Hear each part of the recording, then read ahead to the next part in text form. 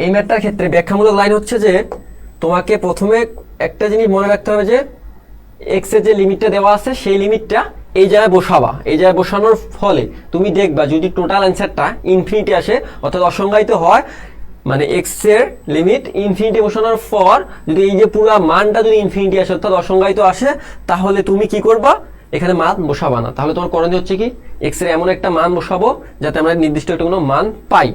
এখন এখানে দেখো এই জায়গায় যদি তুমি এক্স এর মানটা বসাও তাহলে তুমি সরাসরি ইনফিনিটি পাচ্ছ।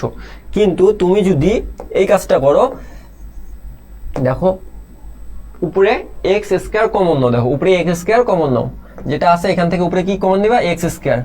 এক্স স্কোয়ার কমন নিলে থাকে 2 plus 6 divide x plus 7 divide x square, ঠিক আছে। এটা থাকে উপরে, নিচে পাচ্ছ কি, নিচেও এক্স স্কোয়ার কমন নাও, কমন নিলে থাকে 3 minus 4 divide x, 3 minus 4 divide x, এটা থাকে। এখন দেখো তুমি একটা জিনিস উপরে সামথিং, উপরে ধরলাম এক্স, এর নিচে যদি তুমি ইনফিনিটি বসাও অর্থাৎ ইনফিনিটি মানে অসংজ্ঞায়িত মান, এটা যদি বসাও তাহলে আমরা এইভাবে লিখতে পারি এক্স ডিভাইড 1 ডিভাইড 0। এই যে উপরে গুণ হয় তার মানে জিরোর সাথে যাই ভাগ হোক তাই কি 0, তার মানে এটা ইকুয়াল টু 0।